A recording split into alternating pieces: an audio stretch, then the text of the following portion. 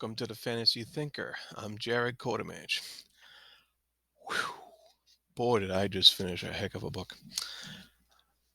I just finished Janny Wurts, The Curse of the Mistwraith, Volume 1 in the Wars of Light and Shadow. And I gotta tell you, this was some kind of experience. Well, what a chunky book. I mean, this thing is thick. 800 pages of archaic, near Shakespearean language. I mean, that might not be quite accurate, but that's how I felt. And it took me almost 3 months to finish this book. That's with the slight caveat that I read, 3 or 4 novels at the same time. But there was also the reason behind why it took me so long was because I really had to take my time with this and really absorb every word. Her writing is so beautiful that you can easily get lost in wordplay and kind of lose your focus on story if you're not careful. Um, as a comparison, one of the characters in here, one of the main characters, Arathon, he has the ability to kind of warp people's senses with shadow so they don't see what he should. And sometimes it felt like Wurtz's writing did the same thing to my brain. So, reader beware not to fall under that spell. It's easy to do so. Um, so, themes running through this book. One of the biggest themes running through this book is contrast. Um, Light and shadow, obviously, because that's what the series is called. Um, and naturally, people tend to equate light with good and shadow with evil. But that is turned on its head right in the prologue of the last line of the prologue in this book. It says, "This is the chronicle of sages recovered. Let each who reads determine the good and the evil for himself." So that right there is telling you, take nothing at face value here. Determine what is good and evil, through your own merits or your own morals or what have you. So light, of course, does not actually mean good. Light is light. It is what it is. Shadow doesn't literally mean evil. Shadows are what they are. They're the result of blocking light. So the normal relative metaphors for good and evil, found in classic books like Lord of the Rings, don't apply here. Um, Everything's a lot more subtle in this book, and there's a lot more left up to conjecture and thinking and just what is right and wrong, and what the actions the characters take are really, you know, just actions that people take, and it's up to the reader to determine whether they think that's good and bad, whose side are you on, etc., etc. So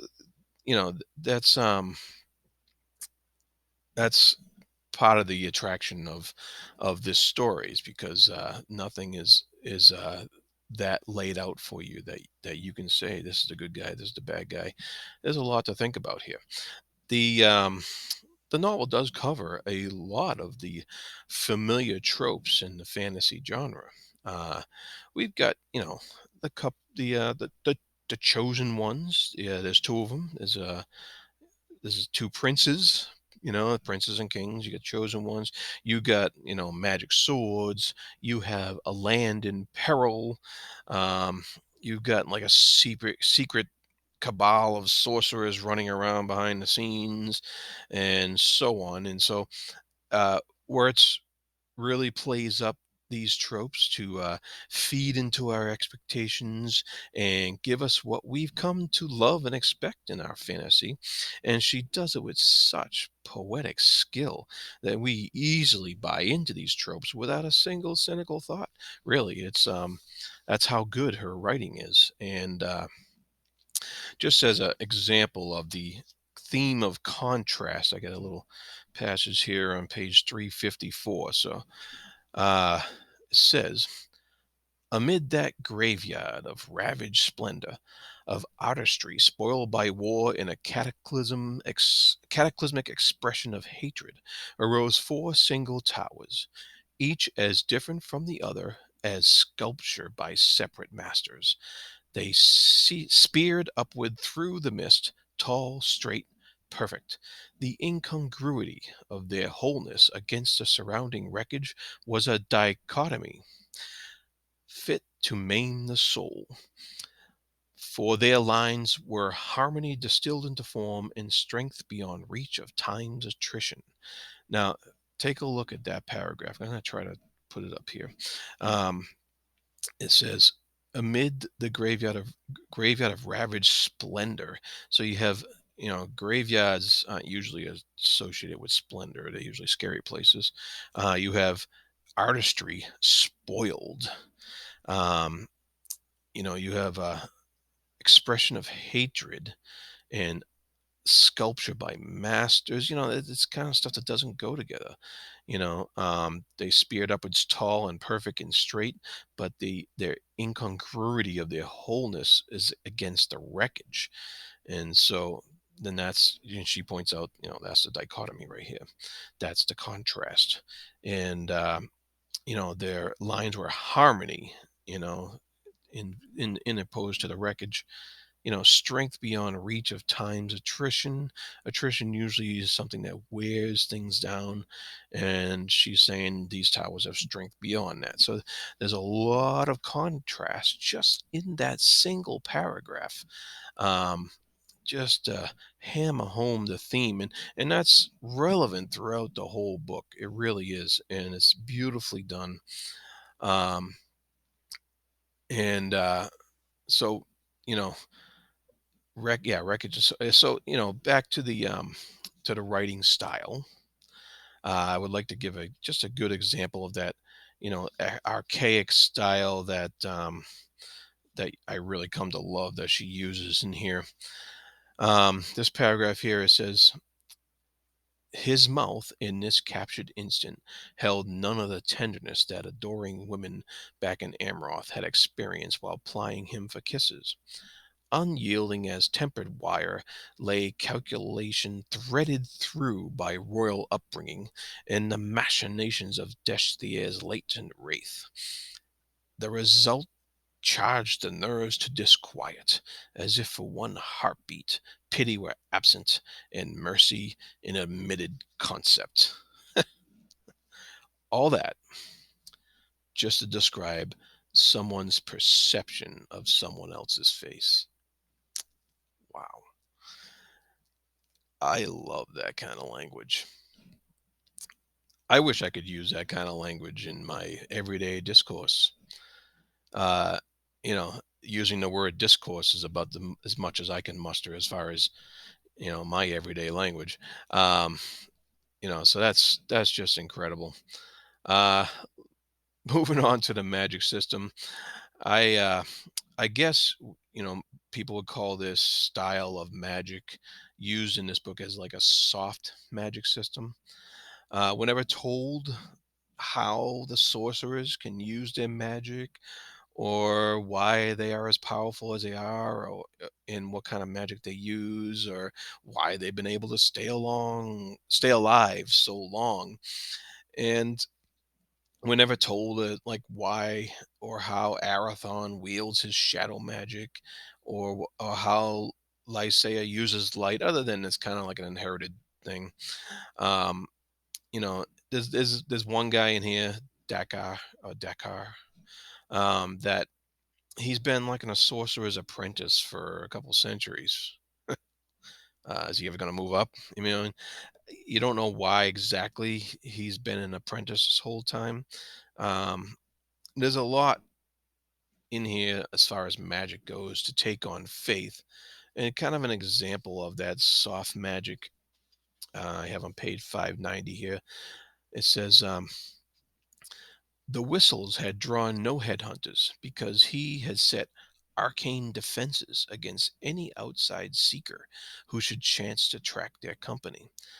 The entrapments were subtle, a fooling of the eye that to make sight linger on the flick of a leaf in the breeze, or deflect thought into futile reflection, to read meaning in some willow's gnarled roots.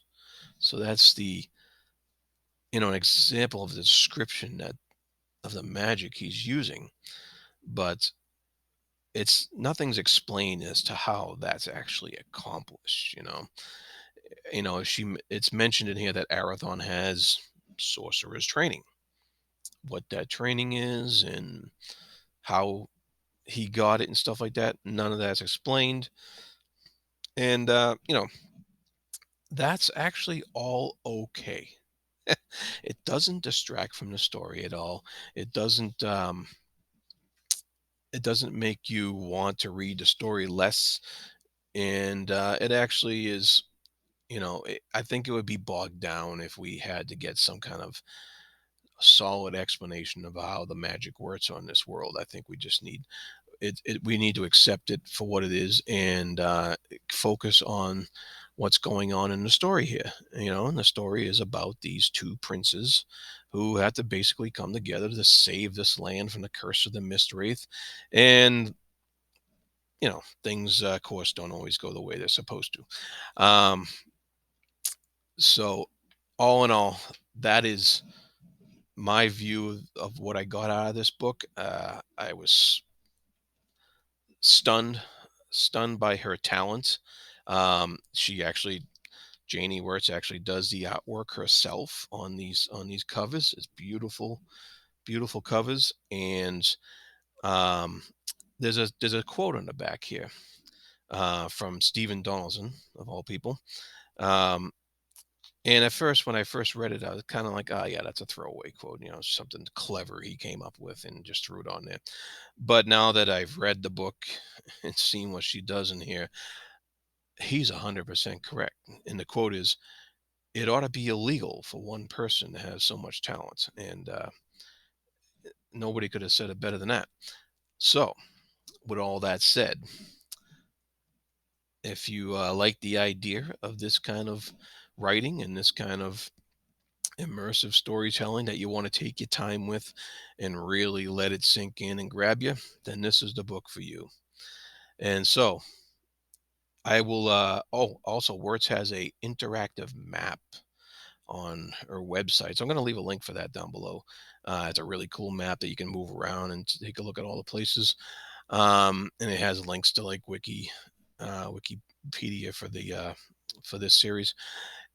And just be careful not to go to the spoiler links. That's all. And I'll leave that there. And thank you very much. Like and subscribe, and be good to each other.